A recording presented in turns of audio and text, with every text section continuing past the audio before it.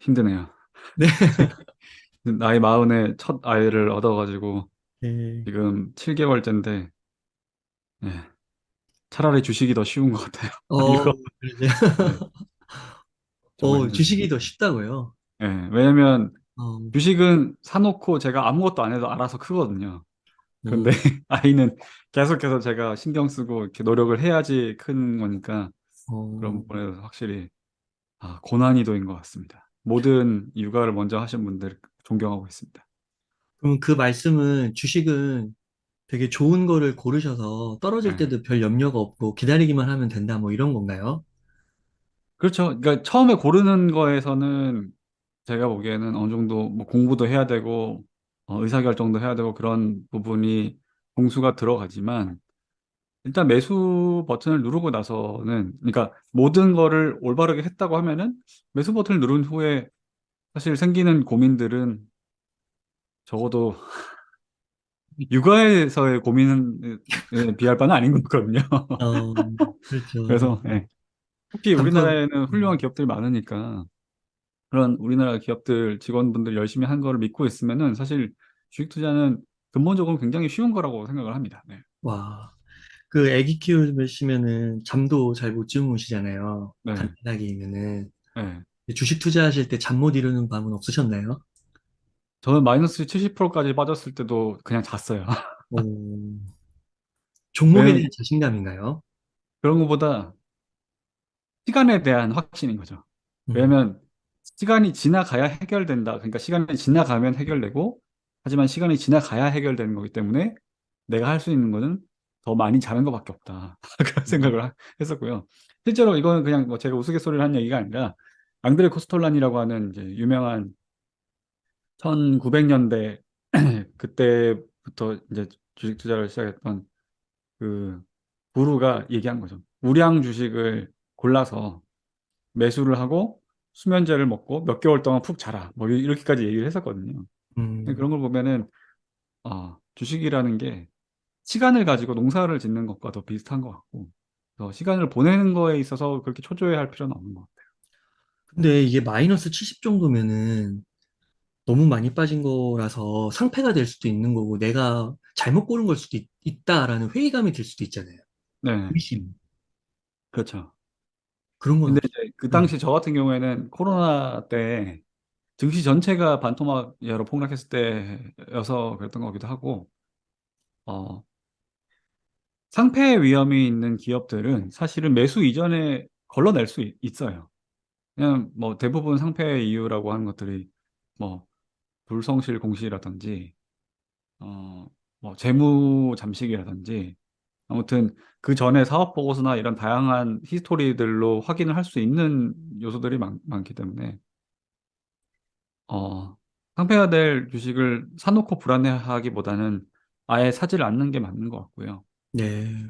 그리고 뭐 내 투자 아이디어가 틀렸다고 하더라도 제가 주식 투자를 쭉 해보니까 내 투자 아이디어가 틀려서 마이너스 70까지 가진 않아요.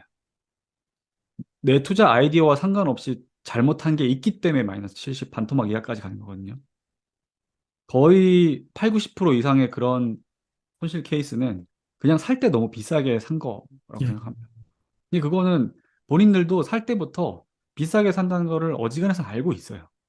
근데 지금 오르고 있으니까 여기서 조금만 더 오르는 것만 먹으면 되겠지? 또는 뭐 바닥 대비 최근 1년 사이에 몇 배씩 오르거나 뭐 2배 이상 올랐는데 이런 게 미래를 여는 회사니까 그러면서 이제 호기롭게 따라 샀다가 사실 보통 뭐 100% 수익에서 몇 배 정도 수익이 났다고 하면은 그거는 단기적으로는 고점 징후일 가능성이 정말 많거든요. 근데 네. 그런 것들을 스스로를 속이면서까지 이제 추격 매수를 했기 때문에 큰 손실을 보는 경우가 많아요. 네. 그런 부분들 조심해야죠. 제가 여진욱 작가님 인터뷰하면서 그 네. 크게 기억나는 종목 두 개가 네. 하나는 삼성전자고 하나는 네. 조선주인데요. 네. 그때 한 2, 3개월 전에 인터뷰를 한번 했었던 것 같은데 그렇죠. 네. 그때만 해도 좀 마이너스가 있었잖아요. 삼성전자 같은 경우는 더 그랬던 것 네네, 같고. 맞아요. 네. 근데 이제 지금은 많이 올랐습니다. 그때 대비해서. 네.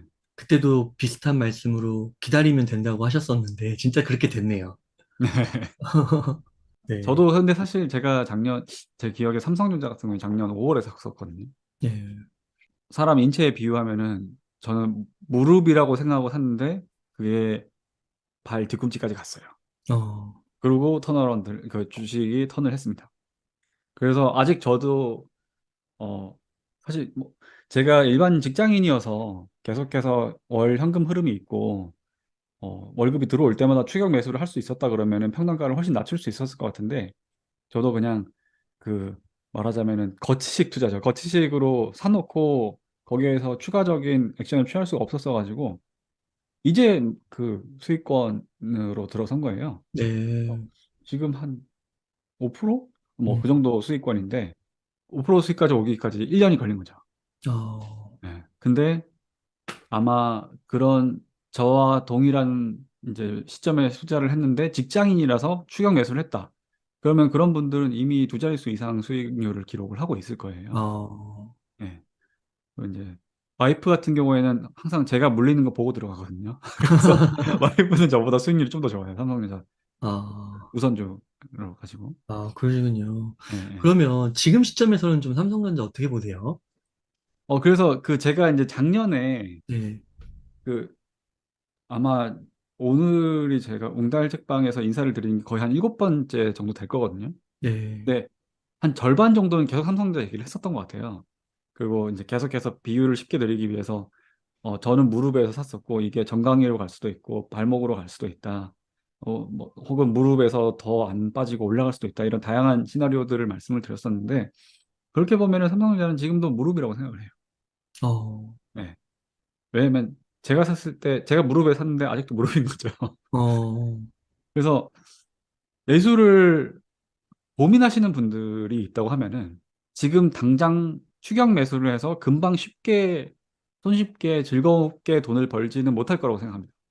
요거는 그 제가 최근에 블로그에서 그냥 재미로 삼성전자의 미래를 예측한 글을 썼거든요. 진짜 재미예요. 그러니까 아무 근거가 없는 뇌피셜인데 일단 뭐 지금부터 뭐 한 최근 한 달 사이에 좀 많이 올랐잖아요. 여기서부터 한 15%, 20% 정도까지는 그래도 좀 좋은 분위기가 있지 않을까 단기간으로 봐도 그런 생각을 하고 있고요.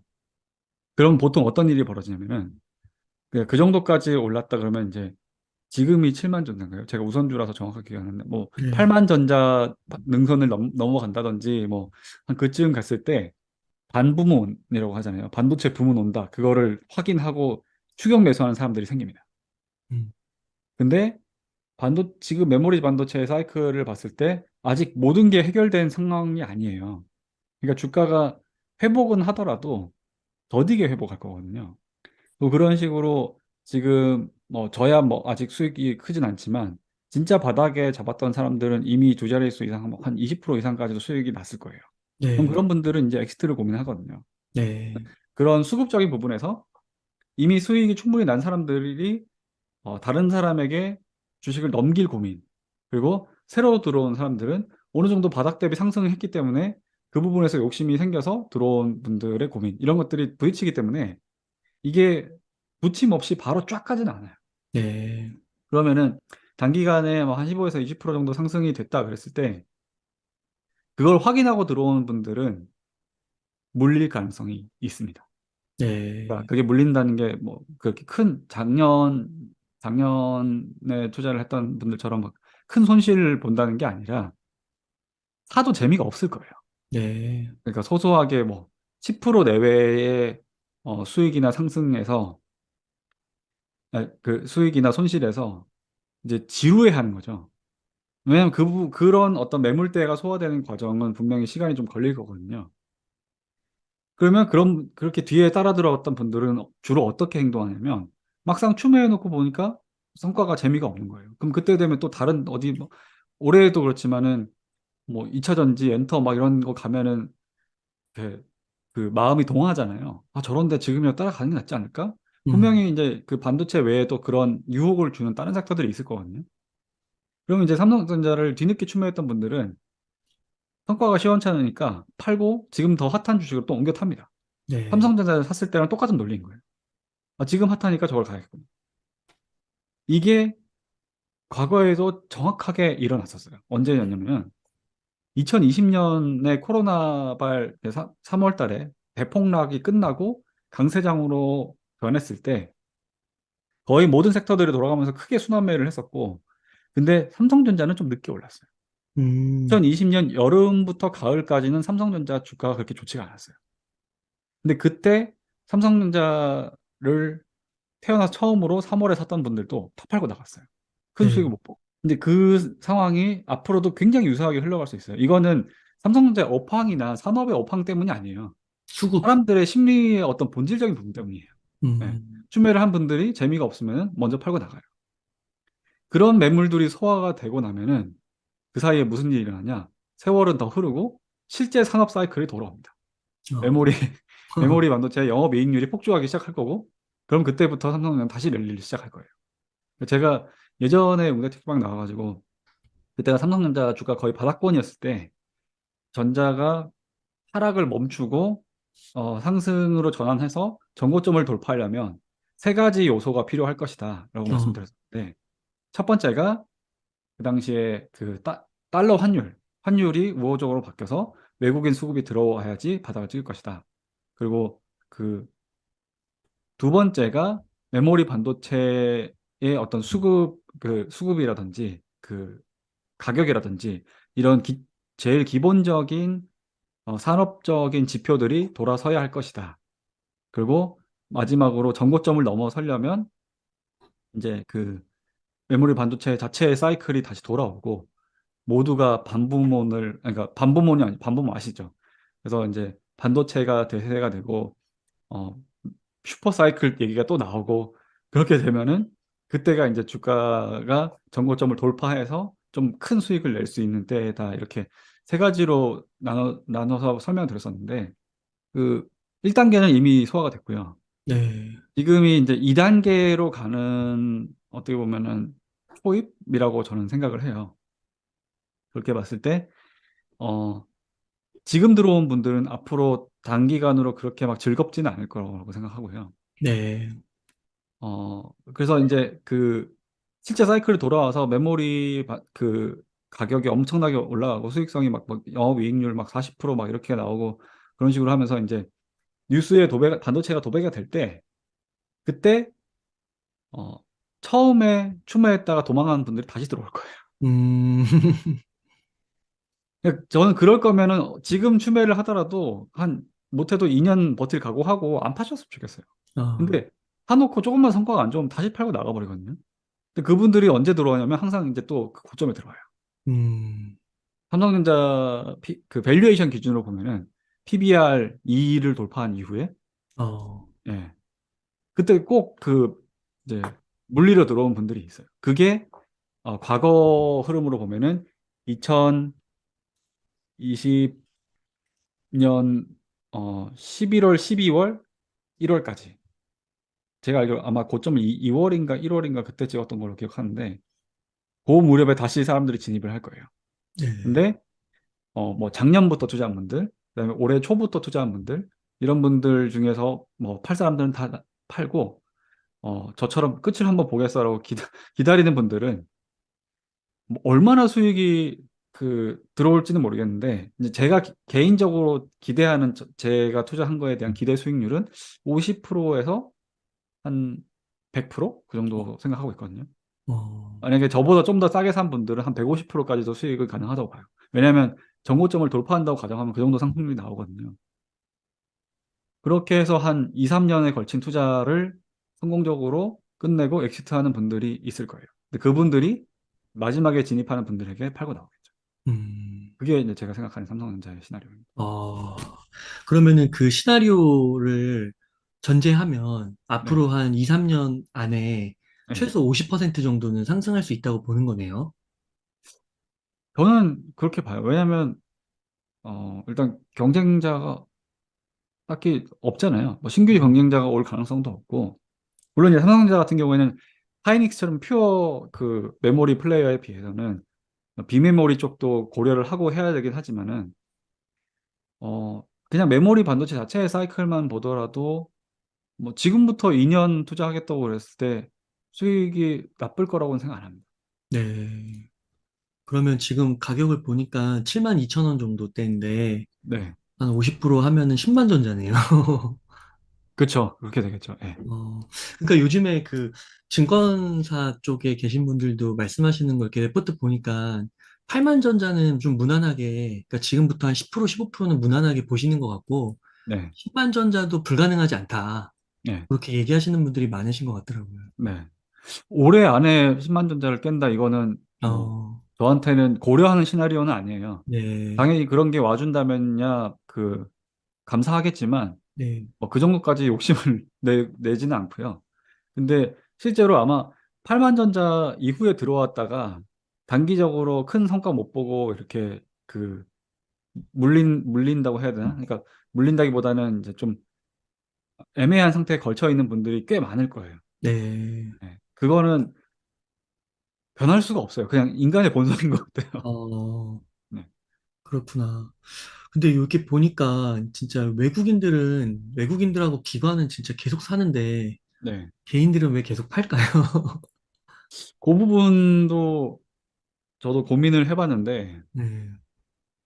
어, 이게 제가 자꾸 공탈책방 나올 때마다 어리석은 개인 투자자 막 그런 식으로 이렇게 흉보고 막 그래가지고 좀 조심스럽긴 한데, 그러면 이제 그 외국인들이나 기관 같은 수급이 큰 주체의 입장에서 생각을 해볼게요. 그러니까 뭐 산업 분석하고 기업 분석하고 뭐 이러는데 사람들이 심리에 대해서 그 생각보다 크게 고민 안 하는 것 같아요. 근데 어찌됐든 인간이라고 하면은 그 심리의 영향을 지배를 받을 수밖에 없잖아요. 그러면 돈 있는 사람들의 심리를 저희가 한번 이렇게 상상을 해본다고 하면은 어, 뭐 예를 들어서 하반기에 오를 주식을 사야 될 거예요. 수급이 큰 분들은. 그러니까 단순히 뭐 몇 조를 가지고 단타를 치지는 못할 거잖아요. 그러면 이제 하반기에 오를 거를 좀 고려를 하면서 보통 이제 한 짧으면은 한두 달에서 길게는 6개월 이후의 미래를 보면서 투자를 할 텐데, 그러면 이제 하반기에 뭐가 좋아질지를 고를 텐데, 하반기에 좋아진 거를 고르려면은 상대적으로 상반기에 안 좋았던 걸 골라야 되거든요. 어, 근데 그게 반도체라는 거죠. 음, 그리고 특히 외국인 같은 경우에는 시총 규모가 커야지만 살 수가 있어요. 왜냐하면 자금이 크기 때문에 어지간한 중소형주는 아예 사지를 못해요. 그랬을 때 시총 규모도 죄송해요. 개같이였어요. 그랬을 때 시총 규모도 괜찮고 상반기에는 안 좋았고 하반기에는 상반기보다 좋을 섹터라고 했을 때 반도체가 제일 쉬운 선택지가 아닐까 싶어요. 네, 네. 그리고 뭐 개인 측면에서도 개인들이라고 해서 삼성전자를 막 다 팔고 있지는 않은 것 같고 삼성전자를 사는 분들도 있을 텐데 어 그냥 이제 좀 그런 수급 주체를 떠나서 올 상반기에 2차 전지나 엔터테인먼트에서 배 터지게 수익을 내신 분들이 있을 거예요. 어, 그럼 그분들 입장에서 생각해 볼게요. 그러면 이런 분들은 기본적으로 하이테크 산업을 선호하는 분들이에요. 어느 정도 이제 기술 경쟁력이 있는 기업들을 선호를 하는데, 그랬을 때 2차 전지 말고 생각나는 하이테크 제조업이 뭐가 있을까요? 반도체. 네. 그렇게 되면 반도체가 제일 쉬운 선택지인 거예요.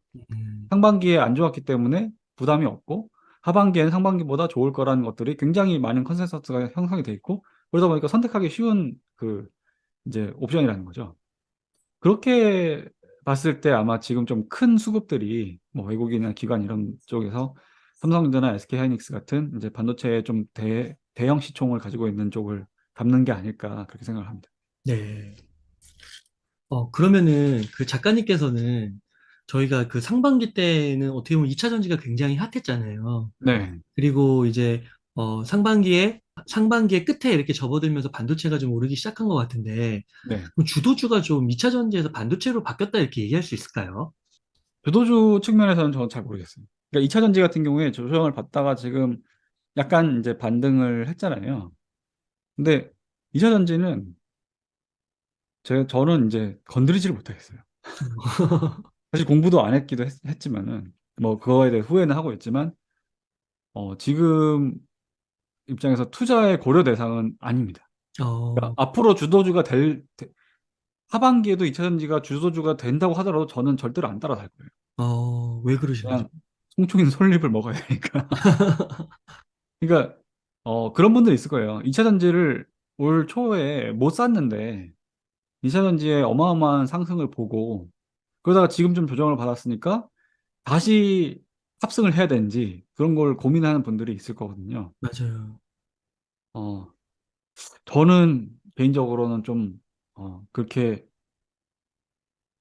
베스트 선택지인가 싶기는 합니다. 음, 왜냐면 올해에만 수백 프로씩 올랐는데 지금 신규 투자를 이제 전지를 산 적이 없는데 지금 사려고 하는 분들이 또 다른 수백 프로의 수익을 기대하고 이걸 들어가려는 건가? 전 그게 너무 궁금하거든요. 네, 음, 상식적으로 보면은 여기서 다시 간다고 하면 정고점을 이제 정고점과 유사하게 간다든지 그렇게 하더라도 한 2, 30% 정도 수익인데 2, 30% 수익을 목표로 지금 2차 전지를 사려고 한다?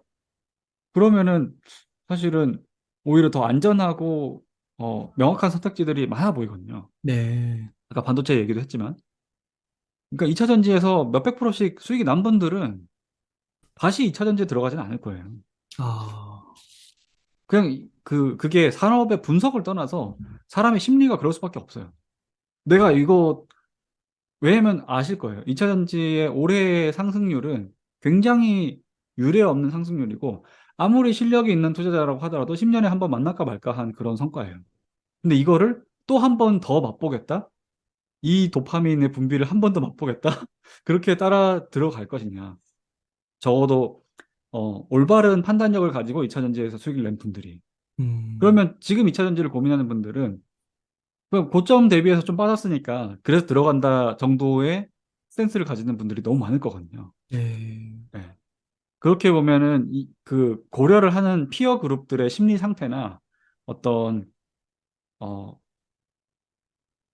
지식이 쌓여 있는 그 레벨 그런 걸 고민했을 때 2차 전지보다 더 좀 손쉽게 갈 수 있는 선택지들이 많아 보여서 네. 저는 2차 전지는 추가 투자를 고민하지는 않을 것 같아요. 음, 저도, 그러니까 이거는 저의 그 지극히 개인적인 네, 그 이렇게 커뮤니티 같은 데서 본 네, 글이라서 근데 네. 예전에는 그런 글들을 많이 보지 못했던 것 같은데 요즘 많이 보는 글이 많이 올라갔는데 그때 못 파신 분들이 떨어질 때 어떻게 할까 모르다가 한번 반등 주니까 그때 빨리 팔고 나온 그런 느낌이 좀 들더라고요. 아, 그럴 수 있겠네요. 네. 네, 왜 그 속담 중에서 자라보고 놀란 가슴 소뚜껑 보고 놀란다 그러잖아요. 네, 그러니까 이전지가 어마어마하게 올라가다가 갑자기 그 거의 한 30% 정도 조정을 받았었잖아요. 네, 근데 그 30% 정도 조정 받은 거를 목격한 분들은 그것과 유사한 어떤 리스크에 대해서 고민 안 할 수가 없거든요.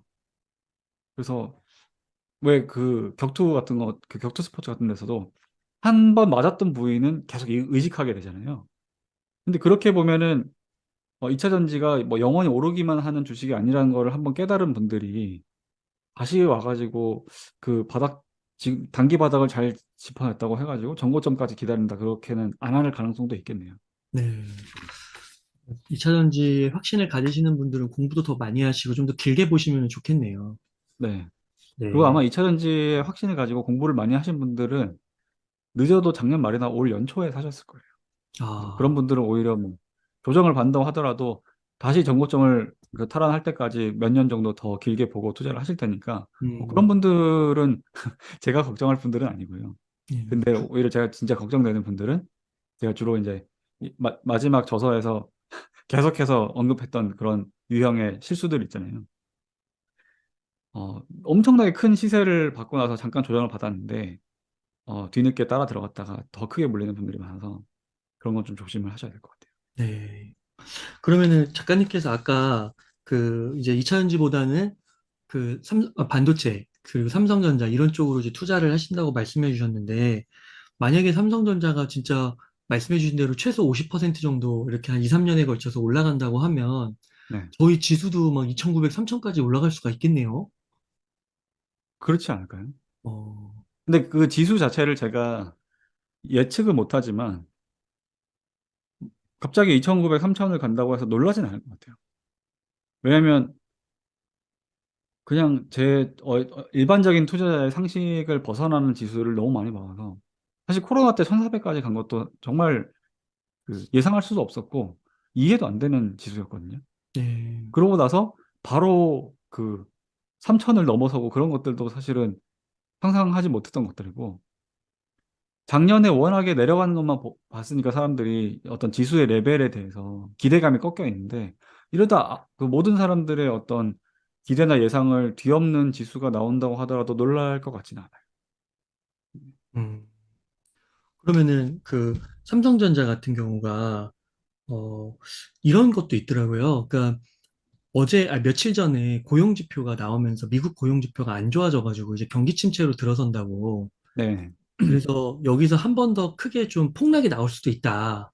그런 네. 의견도 있더라고요. 그러면은 그런 거를 정보를 접했을 때 삼성전자를 지금 좀 어떻게 투자하는 거에 있어서 좀 전략이 바뀌고 그런 건 없을까요? 아, 어, 그런 부분은 제가, 저는 사실은 개인적으로 제가 투자하는 방식에서는 고려 대상이 아니에요.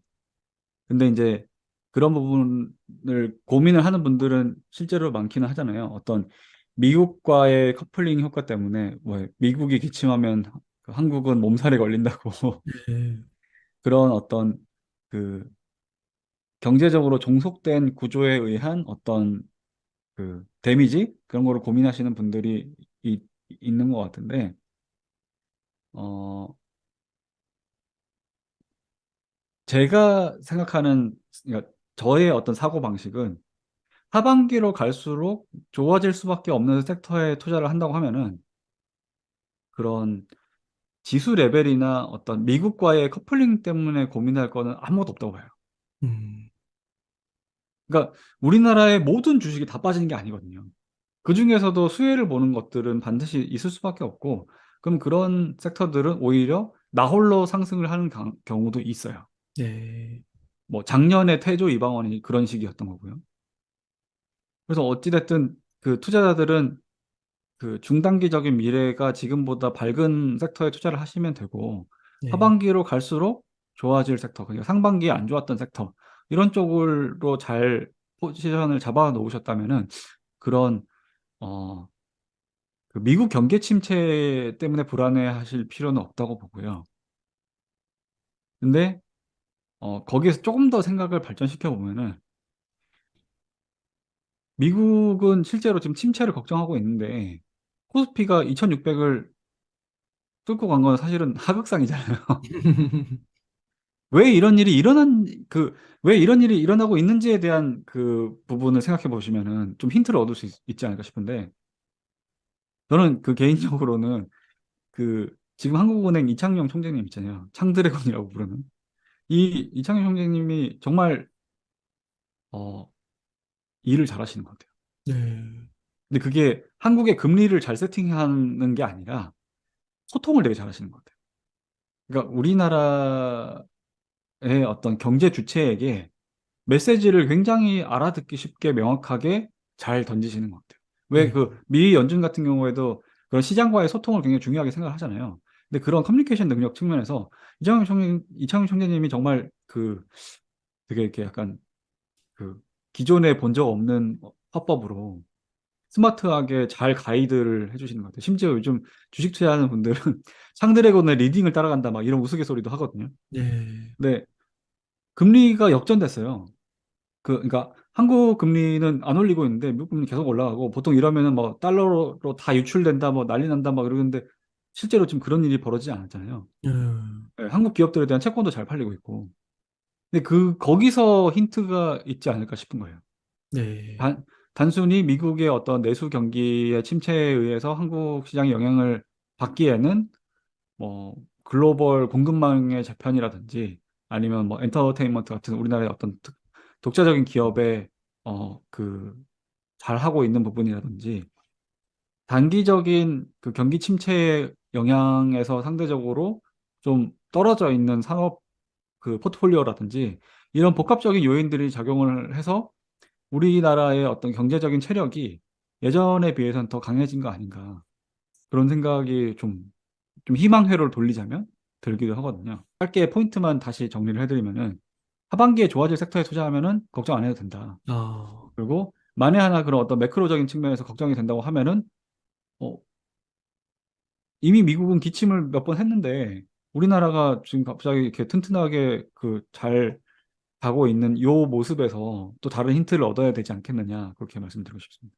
음, 그러니까 이게 제가 정확하게 수치로는 기억을 못 하는데, 그 지수 투자 하나의 연구 자료에서 네, 뭐 이렇게 뭐 20년인가 10년인가 이렇게 시계열을 놓고 봤을 때 그 몇 번 상승을 놓치면 수익률이 굉장히 줄어든다고 그러더라고요. 네, 네, 그래서 항상 어느 정도는 투자되어 있어야 된다 이걸 되게 강조하시더라고요. 뭐 네, 시세가 오든 말든. 네, 왜냐면 그걸 다 맞출 수가 없으니까. 네, 네, 그러니까 그런 차원에서도 생각을 해보면 지금 작가님께서 말씀해주신 맥락이 더 잘 이해가 되는 것 같아요. 네, 네, 그런 거 염려해서 만약에 투자를 안 해놨으면 놓치게 되는 거잖아요. 하루 이틀만이라도 놓치면 그때 막 몇 프로가 올라갈 수도 있는 건데. 네, 음. 그러면은 작가님께서는 지금 만약에 한 100 정도 운영 자금이 있다고 하면 네. 현금과 주식을 몇 퍼센트씩 이렇게 좀 나누시겠어요? 저는 그런 고려를 하시는 신규 투자자분들이 있다고 하면은 항상 7대 3을 추천드려요. 어, 네. 7대 3이면 이게 과학적으로 검증된 비율이 아니라 심리적으로 안정을 줄 수 있는 비율이라고 생각하거든요. 그러니까 어, 주식이 절반 수준이거나 절반 이하면은 세상이 멸망하길 기다리게 돼요. 인간 심리의 특성상. 네, 근데 7에서 8을 넘어간다. 뭐 현금 비중이 그 20%도 안 된다. 그러면은 만에 하나 생기는 문제가 닥칠 때 대응하기가 굉장히 어려워집니다. 뭐 멘탈이 강한 분은 주식 100% 가지고 다 몸으로 견디는 분들도 있어요. 근데 신규로 진입하는 투자자라고 하면은 어느 정도는 현금이 있어야지 마음이 편하거든요.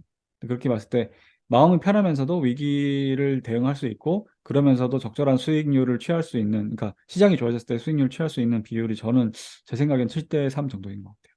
네.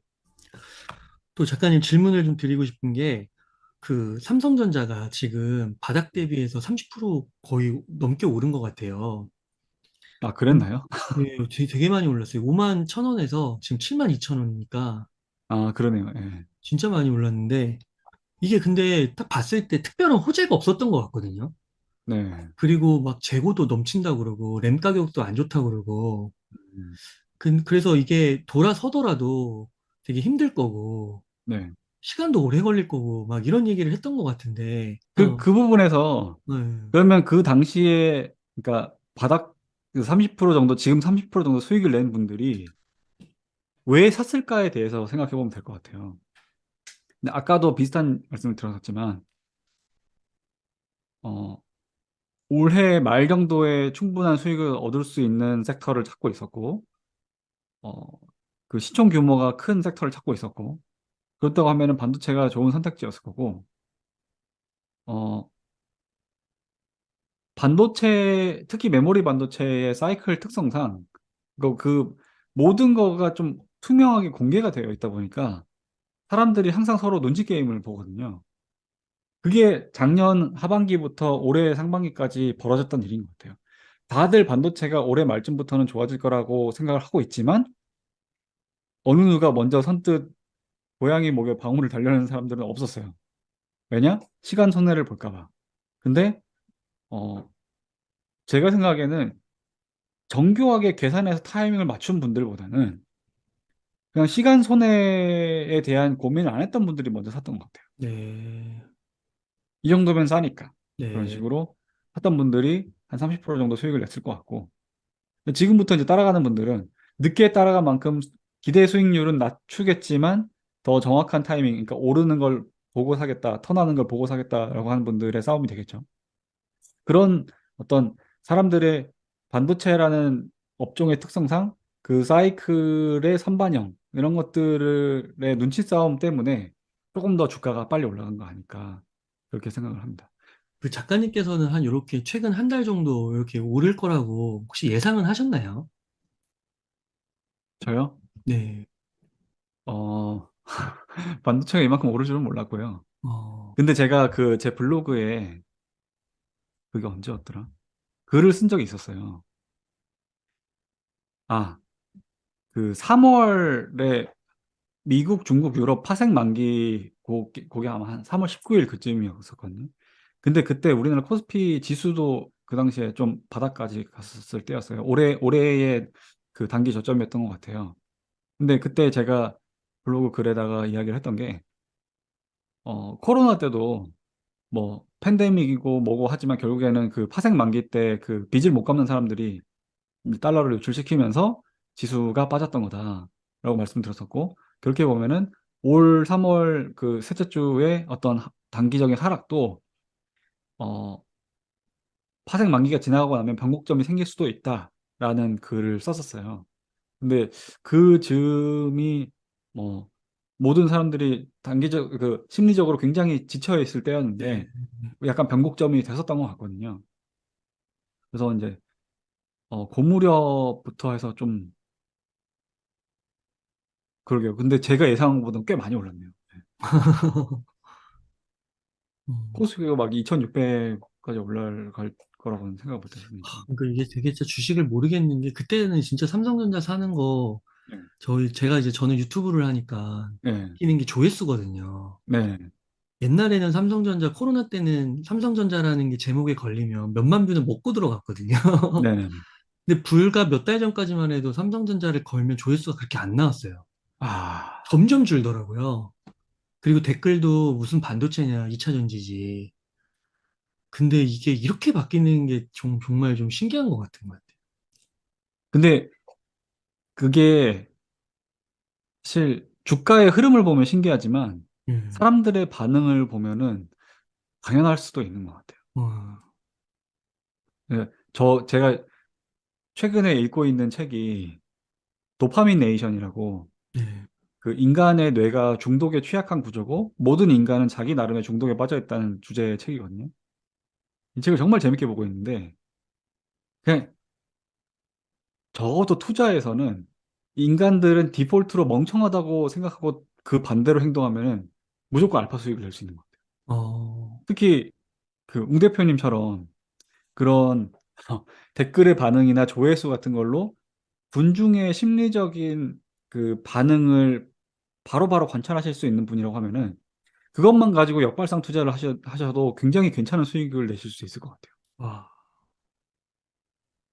그러니까 근데 전제가 되게 중요합니다. 전제가 어 그러니까 고맙게 유튜브를 봐주는 분들을 폄하하고 싶은 게 아니라 네, 절대적인 수치 조회수나 이런 수치로 드러나는 그 군중의 스탠스가 항상 변곡점에 이제 그 극단에 있는 것 같아요. 맞는 것 같아요. 예. 제가 최근에 경험한 거가 편향일 수도 있지만 느끼는 게 그 언저리에서 만약에 반도체를 매집했다고 하면 딱 그 시기는 못 맞추더라도 상당한 수익을 얻을 수 있는 매집했다면은. 그쵸, 그쵸. 예. 그래서 사실은 바닥을 맞추고 저점을 맞추고 뭐 고점을 맞추는 능력보다 우직하게 매집을 할 수 있는 능력이 일반적인 수준에서 주식 투자로 성과를 내려면 제일 좋은 어떤 제일 중요한 전략인 것 같아요. 아, 네.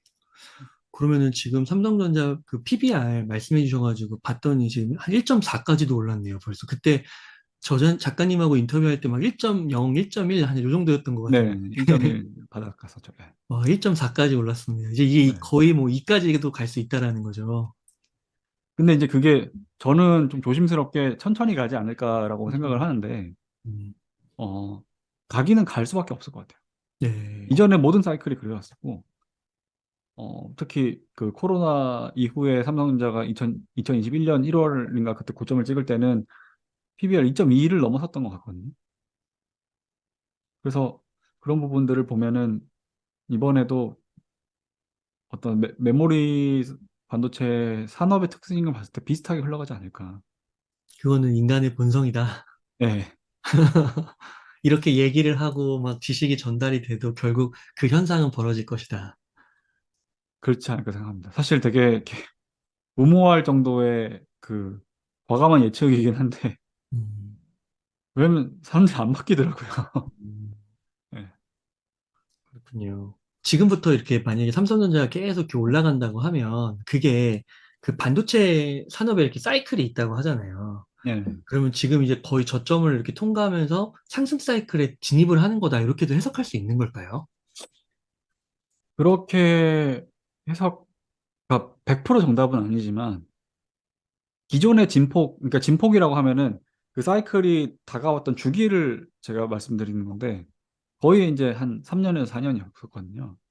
근데 지금 조정만 1년 9개월 받았었고, 이제 그 이후로 한 3, 4개월 정도 더 지났어요. 그렇게 보면은 지금은 어찌됐든 그 J 커브를 지나는 길목에 있지 않을까, 그렇게 생각을 합니다. 네. 이렇게 좀 삼성전자 이야기를 좀 길게 했는데요. 반도체까지 포함해서요. 그, 혹시 다른 좀 섹터도 좋게 보시는 거나 뭐, 아, 이거는 좀 저렴하다 이런 게 좀 있으실까요? 음, 저는 지금 포지션을 특별히 바꾸고 있지는 않고요. 제가 뭐 나올 때마다 설명드렸던 것들 거의 그냥 똑같이 가지고 있고, 근데 이제 팔아야 할 이유가 없으니까, 왜냐면 지금 이제 그 주가가 오르고 좋아지기 시작했으니까. 그 다음에 이제 지금부터 그럼 뭘 공부를 해봐야 되냐라고 제 스스로에게 숙제를 냈을 때, 저는 투자 시계열이 1년, 2년 후까지, 투자를 무조건 한다라는 네. 걸 이제 디폴트로 잡고 있고, 그렇다고 보면은 아까 말씀드린 것처럼 지금은 안 좋아야지 미래가 좋아진다는 거죠. 그러니까 지금 안 좋을수록 미래는 지금보다는 상대적으로 나을 가능성이 있고, 그래서 어, 제가 지금 오늘 이제 그 언급하려는 섹터들은 지금 굉장히 안 좋고 어, 최소 6개월에서 1년 후까지도 좋아질지 모르겠다. 어, 그런 이제 스토리가 안 보이는 그런 섹터들을 얘기를 해보면은 그러면 그 기간 동안은 계속 사야 되는 거네요. 매집하는 거네요. 바로 매집을 들어가지는 못할 것 같아요. 왜냐하면 제가 지금 투자한 것들에 대한 충분한 수익이 나야지 옮겨 탈 어, 수 있으니까. 근데 옮겨 타려면은 미리 공부를 해두면 좋을 것 같은 게 어, 첫 번째가 건설이고요. 아, 지금 봐서는 우리나라 건설사들 다 망할 것 같지 않아요? 네. 그리고 실제로 몇 군데는 망해야 돼요. 음, 어떤 지금 벌어지고 있는 뭐 그 PF 대출 쪽이라든지 뭐 어, 그냥 우리나라 주택 경기만 봐도 그렇고. 음. 그래서 당장 뭐 내년까지도 좋아질지 도저히 가늠이 안 되는 섹터라서 건설이 일단은 관심이 가고요. 거의 약간 이제 변태적인 관심이죠. 그리고 정유화학도 좀 비슷하고요. 음. 그 다음에 이제 IT 서비스, 네이버, 카카오 이런 쪽들. 어, 사실 2021년엔 정말 핫했던 쪽인데 어, 지금 네이버 투자한다는 분들 한 번도 들은 적이 없어요. 맞아요. 예. 그리고 좀 소형 섹터 중에서 제가 관심 있는 게 골판지. 음, 골판지는 사실 내수 소비 관련 주식으로 봐야 돼서 그쪽도 좀 관심이 있고요. 그다음에 이제 이미 좋아지고 있는데 기회 요인이 종목별로 기회 요인이 있는 섹터가 있는데 한국 쪽으로 인바운드, 그러니까 관광 쪽, 뭐 리오프닝 그런 쪽 있잖아요. 리오프닝이 한번 갈 만큼 가고 그랬는데 개별 종목들 중에서 그 종목 그 기업만의 사정으로 인해서 어, 주가가 별로 안 갔던 종목들이 몇 군데 몇 개 있어요. 어, 그리고 음식료 최근에 농심 어마어마했잖아요. 그 음식료 쪽이 굉장히 턴어라운드가 세게 나오고 있는데 요 턴어라운드 시점이 한 타임 늦은 후발주자들도 있더라고요. 그런 후발주자들은 음식료 섹터임에도 불구하고 주가가 안 갔고 그런 것들 몇 개도 찾아보면 괜찮을 것 같아요. 그러시군요. 네. 와, 지금 말씀해 주셔가지고 건설업 살짝 봤더니, 진짜 GS건설 봤더니 이거 대단한데요. 예, 완전 지금은 바닥을, 도저히 사고 싶지 않죠. 그렇구나. 근데 저도 사고 싶지는 않습니다. 근데 이제 어, 미래의 어떤 투자 기회로는 고려를 해야 된다고 생각을 해요. 근데 재무 실적은 좋아지고 있네요. 네. 아, 그러면 그 네이버 카카오 좀 여쭤볼게요. 네. 이거 질문지에도 있어가지고 질문 드리려고 했는데, 네. 아, 이거 네이버 카카오가 진짜 너무 많이 빠져가지고 거의 20만 원대에서 움직이질 않고 있는데, 특히 네. 네이버죠, 네이버. 움직이지 않고 있는데 막 지금 막 구글이나 뭐 또 마이크로소프트에서 막 챗GPT나 바드 같은 인공지능 막 그런 거 툴 만들고 그런 거에 비춰봤을 때 네이버가 아직 움직임이 막 이렇게 활발하지가 않아서 네, 검색 시장도 지금 검색률도 떨어지고 있다 그러더라고요. 국내 네, 네, 검색 시장에서. 이거 총체적인 위기 아닌가. 네. 어떻게 보세요? 네이버?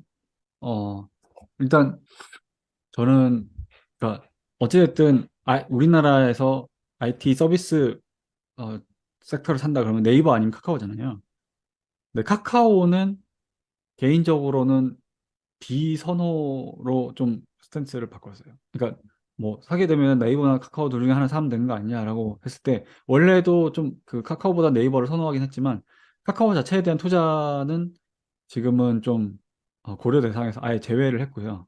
근데 그 이유가 뭐냐면은 카카오 엔터가 상장 준비하고 있다고 그런 뉴스들을 봤는데 카카오 엔터가 상장을 했을 때 그게 카카오 주가에 어떤 식으로 영향을 끼칠지를 전혀 모르겠어요. 오를지 내릴지를 모르겠어요. 음, 그러니까 그 카카오가 안 좋다는 게 아니라 어떻게 될지 전혀 감이 안 오기 때문에 그러면 투자를 하면 안 된다고 생각해요. 네. 그리고 네이버는 밸류에이션 기준으로는 확실히 싼 구간인데 좋아질 모멘텀이 안 보이니까 아무도 안 사는 것 같아요. 네이버도 사실 그 현금 흐름 보면은 따박따박 계속 들어오고 있거든요. 그럼 모멘텀이 생겨야지 오를 주식들인데 모멘텀이 없으니까 아무도 안 사는 것 같고 특히 2021년에 물린 분들이라고 하면은 바닥 대비 탈출하는 것만 기다리니까 그런 쪽의 섹터들은 그러니까 크게 한번 시세를 줬다가 이렇게 많이 빠져 있는 데는 다시 정고점 회복하러 가기 전에 매물대를 굉장히 많이 소화를 해야 돼서 좀 시간이 걸리잖아요. 그런 것들 이래저래 해가지고 지금 다들 좀 그 소외시켜두고 있는 것 같은데 뭐 네이버 기준으로 봤을 때 모멘텀이 생긴다고 하면 결국에는 웹툰 쇼핑 이런 게 아닐까 싶어요. 웹툰은 확실히 좀 잘 돼가고 있잖아요. 어떤 K컬처의 일환으로. 그다음에 쇼핑 같은 경우에는 그 하루 배송인가요? 뭐 음, 무슨 이름이었죠? 그 쿠팡 로켓 배송의 카운터로 서비스를 지금 이제 냈잖아요. 이런 쪽을 새로 시작하는 거라든지 그런 시도 자체는 좋아 보이는데 쇼핑으로 해서 이제 커머스 비즈니스 모델이 네이버에 이제 제대로 안착이 되려면은 그럼 이제 일단 쿠팡이랑 이제 진검승부를 해야 되는데 그 경쟁 구도에서 얼마나 점유율을 뺏어올 수 있는지 그게 좀 중요한 포인트일 것 같고요. 웹툰은 그냥 기다리면은 좀 점점 더 괜찮아질 것 같습니다. 근데 한 가지 더 만약에 네이버 같은 기업들이 모멘텀이 생길 수 있는 요소가 있다고 생각하는데 인수합병 쪽으로 가지 않을까. 아, 그러니까 네이버는 국내에서는 그러니까 네이버 카카오는 내수 시장을 그냥 다 먹었어요. 그럼 여기서 기업이 어떤 성장을 하려면은 주로 이 정도로 그러니까 그 본연적인 경쟁력으로 올라설 수 있는 데까지 거의 한계에 다다른 기업들이 결국엔 선택하는 게 인수합병이 될 수밖에 없잖아요. 그렇게 봤을 때 뭐 예를 들어서 캐시가 꾸준히 들어오고 돈을 잘 벌고 또는 이제 그러니까 네이버 자체는 캐시가 꾸준히 들어오고 있으니까 근데 네이버 자체의 성장 동력은 지금 뭐 좀 이런저런 시도를 하지만 검색 때처럼 확실하진 않을 거고 그러면 가지고 있는 돈으로 인수합병을 하지 않을까. 만약에 제가 네이버 경영자면은 뭐 그런 스타트업이나 아니면은 커머스 쪽의 작은 기업들 중에서 수익성이 괜찮거나 아니면은 우리 입장, 네이버 입장에서 인수를 했다라고 뉴스를 띄웠을 때 사람들에게 큰 노이즈를 발생시킬 수 있거나 그런 기업들을 사지 않을까 싶어요. 뭐 이건 일어날 수는 없는 일일 것 같긴 한데 뭐 예를 들어서 갑자기 네이버가 마켓컬리를 인수했다고 쳐봐요. 아, 그럼 그거 자체로도 굉장한 노이즈를 불러일으킬 수 있거든요. 그런 것들로 좀 어, 추가적인 성장을 준비를 하지 않을까. 보면 자잘한 기업들을 샀다는 뉴스들은 꾸준히 들리고 있잖아요. 근데 이런 쪽이 앞으로 네이버에 더 방향이 될 수도 있지 않을까 생각을 하고 있어요. 네. 이 네이버도 하나의 국민주의인데 어떻게 될지 앞으로 또 어떤 분들은 되게 또 막 집 팔아서 사야 되는 주식이라고까지 얘기하더라고요. 지금 이 네. 순간. 그러고 보니까 그런 지금 더 인기가 없는 이유가 뭐 예를 들어서 챗GPT라든지 AI 검색의 부상? 이것 때문이기도 하잖아요. 네. 그 부분도 좀 고민은 해봤었는데, 저는 챗GPT가 세계를 정복할 것 같지는 않아요. 음, 그래서 사람들이 지금 챗GPT가 너무나 큰 어떤 변화를 보여줬기 때문에 약간은 맹목적으로 이쪽에 그려지는 그림에 종속되려고 하는 것 같은데, AI의 한계도 생각을 해봐야 된다고 생각합니다. 그러니까 지금의 AI 생성 모델의 제일 큰 한계는 모든 데이터를 양분으로 해서 결과물을 도출한다는 것 같아요. 그게 AI의 정확도를 높인다고 사람들이 생각하는데, 저는 오히려 착각이라고 생각해요. 모든 데이터를 양분으로 삼기 때문에 편견과 오류까지 섞일 가능성이 더 높거든요. 네. 그러니까 실제로 제가 챗GPT한테 물어봤어요. 챗GPT의 한계는 뭐냐라고 했는데, 어, 인터넷에 나와 있는 데이터들을 기반으로 그 생성을 시키기 때문에 편견의 그 편견 바이어스된 의견이 나올 수 있다. 또는 오류적인 답변을 내릴 수도 있다. 그렇기 때문에 항상 챗GPT는 도덕책처럼 얘기하잖아요. 어, 그 AI 검색을 통해서 얻은 정보에 맹신하지 말고 다양한 방법으로 추가적인 지식을 확보하기 바란다. 뭐 그런 식으로 얘기하잖아요. 근데 거기에 이미 답이 나와 있다고 생각해요. 최근에 재미난 기사를 하나 봤어요. 미국의 어떤 변호사가 그 챗GPT 가지고 판례를 그 서칭을 해가지고 그걸로 그대로 재판에 나갔다가 망신당한 적이 있어요. 아, 챗GPT가 없던 판례를 있는 것처럼 얘기를 한 거예요. 어, 그래서 그것 때문에 욕을 먹으면서 그러면은 교차 검증도 하지 않았냐? 사실 검증도 하지 않았냐? 그랬더니 그 변호사가 한 얘기가 챗 GPT한테 이거 진짜로 맞는 판례, 그러니까 아, 있는 사례 맞냐라고 물어봤대요. 어, 그랬는데 맞다고 그랬대요. 어, 그냥 그것만 가지고 재판을 나간 거예요. 근데 아직은 이런 문제들이 해결이 안 됐잖아요. 그러니까 뭐 좀 더 기술적인 부분은 저도 잘은 모르지만 들어가 보면은 AI 생성 모델은 단어를 하나를 뿌리고 확률적으로 그 단어 다음에 나올 가능성이 높은 단어를 계속해서 뿌리는 구조라고 들었거든요. 그러면 편견이랑 오류를 걸러내는 자체적인 능력은 아직은 부족하다는 거예요. 근데 뭐 이런 것들을 떠나서 이제 누군가 정말 이렇게 괜찮은 회사들이 지금 다들 노력을 하고 있고 다들 우후죽순 AI를 개발하고 있지만 결국에는 게임 체인저 AI 모델들이 나올 텐데 AI 비즈니스 모델이죠. 게임 체인저 AI 비즈니스는 좀 좋은 정보로 무장한 AI 모델이 되지 않을까 싶어요. 그냥 음, 모든 정보가 아니라 좋은 정보를 선별해서 아, 자신의 어떤 그 인텔리전스를 구축한 AI들이 결국에는 진짜 게임 체인저가 되지 않을까. 근데 그런 테크 기업들 헤게모니 싸움은 너무 복잡해서 저는 네, 농심이나 실제로 그래서 농심 샀고요. 어, 그런 이제 먹는 거는 AI가 못 만들잖아요. 그런 대체 불가능한 산업들을 꼭 포트에 가지고 있어야 될 것 같아요. 어, 그렇군요. 그러니까 되게 인상 깊은 게 관심을 갖고 있는 주식이나 섹터가 지금 소외된 거 중에 찾으시는 거네요. 네. 아, 그러시군요. 그게 사실은 저만의 편견이거든요. 저는 오히려 뭐 실제로 서울 살다가 제주까지 내려오기도 했지만은 사람들이 많이 몰리는 걸 좀 병적으로 싫어해요. 근데 그거를 제 나름의 투자 방법으로 좀 갈고 닦은 거고요. 근데 이제 오히려 핫하고 이런 것들을 잘 따라다닌 거를 좋아하고 잘하시는 분들도 얼마든지 있고 문제는 이것도 저도 아닌데 그냥 남들 하는 거 따라하다가 손실 보는 분들이 문제인 거잖아요. 근데 그런 문제를 안 겪으시려면은 어, 좀 나의 투자 방식 자체를 잘 정의를 내리시는 게 좋지 않을까. 네. 그러면 작가님, 만약에 지금 시점에서 한 1억 정도의 여윳돈이 있다면 어떻게 투자를 하시겠나요? 어, 그러면은 사실 이 질문을 항상 제가 출연할 때마다 받지만 지금은 뭔가 뭘 새로 사는 거는 비추고요. 왜냐면 지수 레벨을 봐도 아시겠지만 싸지도 않고 비싸지도 않은 그 지금 시기라서 어, 뭔가 새로운 걸로 좋은 수익을 낸다는 것 자체가 그렇게 만만한 때는 아닌 것 같아요. 대신에 그건 가능할 것 같아요. 만약에 내가 물린 종목이 있다. 아직도 손실권 종목이 있다.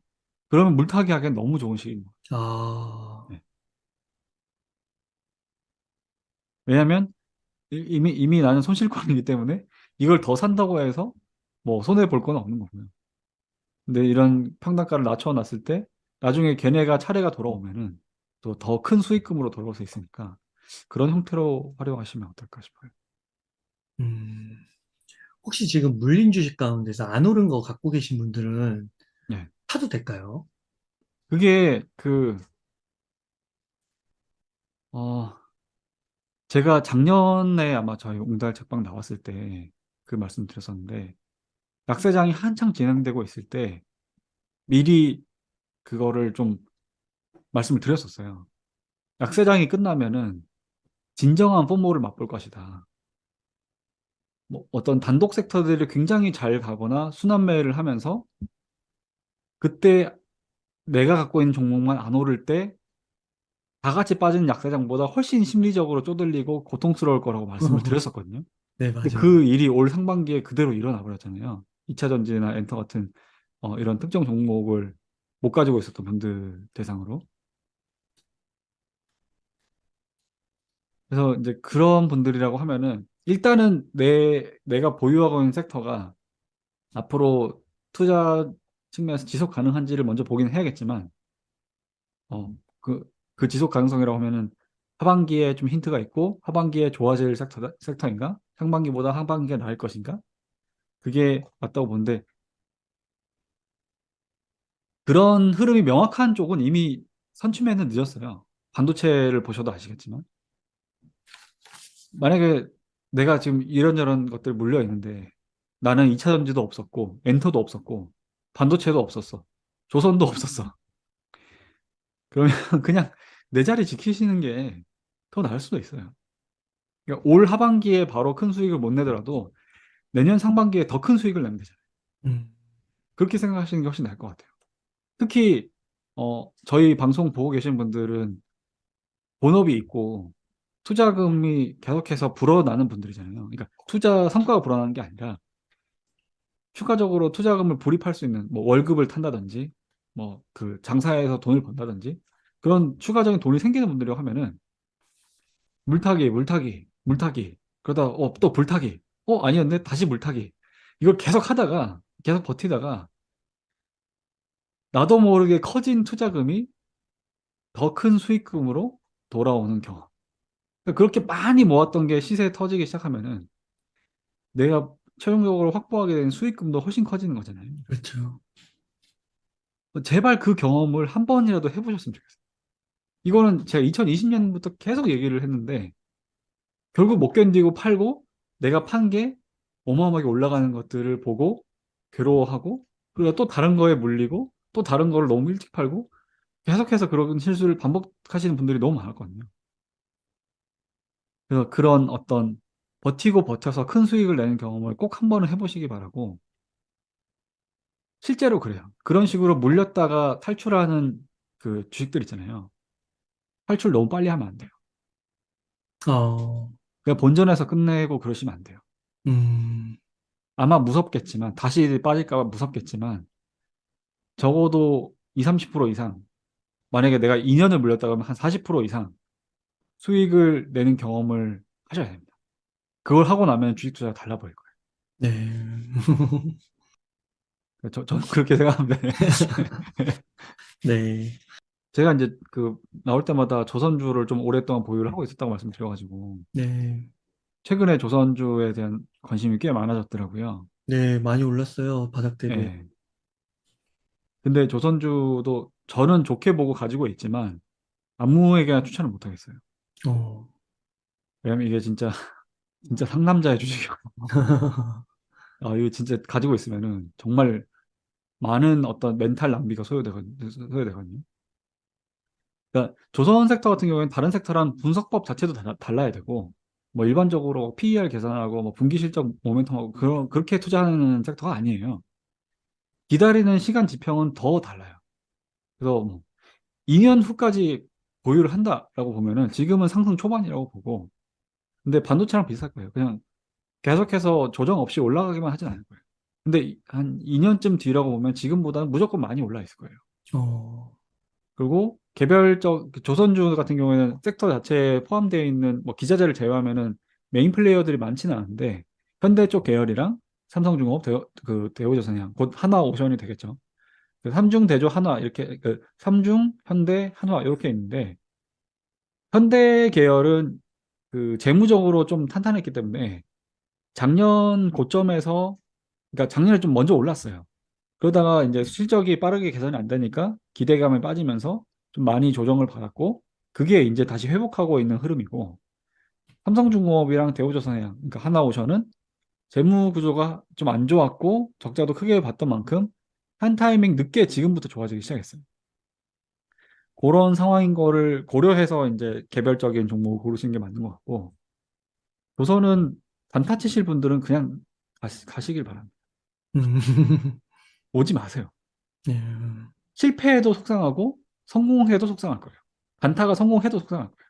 왜냐면은 조선은 단기 변동성도 작지가 않고요. 그래서 난이도도 있어서 단타 치러 들어왔다가 이렇게 그 손실 볼 가능성도 있지만, 그거보다 더 단타로 성공을 했어. 그래서 뭐 5%, 10%, 20% 먹었어요. 그렇게 하고 신나게 빠져나왔는데 훨씬 더 크게 가면은 내가 단타로 이제 그 요만큼 먹었던 거 자체가 오히려 저한테 상실감을 줄 수가 있어요. 그러니까 단타 치를 거면 오지 마세요. 가서 사서 진득하게 들고 최소 1년 이상, 2년 이상 보유를 해서 큰 수익을 내고 나가실 분들 각오가 있다고 하시면은 들어오셔도 된다. 근데 단타 칠 생각이면 오지 마시라. 그 얘기는 좀 해야 될 것 같아요. 반도체랑 조선주에 투자하려면은 한 2년 정도 보유할 각오를 하고 들어와라. 아, 전 조선은 지금 이미 5년째 갖고 있어요. 어, 예, 중간에 샀다 팔았다 하면서 계속 그러니까 5년 동안 투자를 해온 거거든요. 그 사이에 굉장히 많은 일들을 겪었고, 그러면서 이제 산업 자체에 대한 이해도보다 그런 어떤 섹터의 주가 변동에 대한 이해도가 굉장히 많이 쌓였거든요. 와, 근데 진짜 단타로 들어올 곳은 아닙니다. 네, 아, 5년을 보유하셨어요? 네. 그렇더라고요. 저도 지나서 보니까 2018년 1월에 처음 투자 시작했으니까 음, 그 전에 손해 본 거까지 치면은 2016년에도 한번 손해 본 적 있었거든요. 음, 되게 오랫동안 봐왔던 섹터예요. 이소룡 있잖아요. 예, 이소룡이 했던 그 명언으로 설명을 드릴 수 있을 것 같은데, 이소룡이 그런 얘기를 했대요. 나는 100만 가지 발차기를 연습한 사람보다 한 가지 발차기를 100만 번 연습한 사람이 더 두렵다. 와, 예, 딱 그건 것 같아요. 어, 그러니까 한 종목을 굉장히 오랫동안, 한 종목이나 한 섹터를 굉장히 오랫동안 지켜보면은 분명히 거기서 얻는 게 있어요. 음, 그래서 지금 어찌됐든 아직도 물리신 분들도 있을 텐데, 그걸 더 깊게 계속 공부를 하시면서 기회가 나한테 줄 수 있는 어떤 궁극적인 수익을 생각하시면은 더 좀 마음 편하게 이겨내실 수 있지 않을까, 이렇게 생각을 합니다. 또 집중 투자할 거는 집중 투자를 해야 되는 거네요. 네. 네, 저는 뭐 개인적으로 이렇게 돈 자금이 크지 않은 분들이 분산 투자하는 건 그렇게 추천드리지는 않아요. 음, 네. 아, 네, 감사합니다. 뭐, 작가님, 그러면은, 뭐, 끝으로 강조하고 싶으신 말씀이나 하고 싶으신 말씀 있으실까요? 뭐 이미 아까 많이 언급을 드려서, 지금 좀 그런 포모를 느끼신 분이라고 하면은 자기 자리 잘 지키시고 거기서 끝까지 수익을 내는 경험을 해보시면 정말 좋을 것 같습니다. 음, 그리고 어, 다행히 작년보다는 올해가 분위기가 좋아서 어, 마음은 좀 편해지셨을 것 같은데, 어, 앞으로 또 마음이 불편한 일들도 있을 수 있지만 항상 그걸 명심하셨으면 좋겠어요. 주식 투자는 마음이 편해지려고 들어오는 게 아니라 돈 벌려고 들어오는 것이다. 네. 마음이 불편해지는 거는 주식 투자로 돈을 벌면서 치러야 하는 어떤 비용이다. 그렇게 생각하시면 좋지 않을까 싶어요. 아, 네, 감사합니다. 이렇게 해서 실패를 극복하는 주식 투자의 여신욱 작가님을 모시고 이야기를 나눠봤습니다. 긴 시간 동안 유익한 사이트 많이 나눠주셔서 감사의 말씀드립니다. 오늘 고생 많으셨습니다. 감사합니다.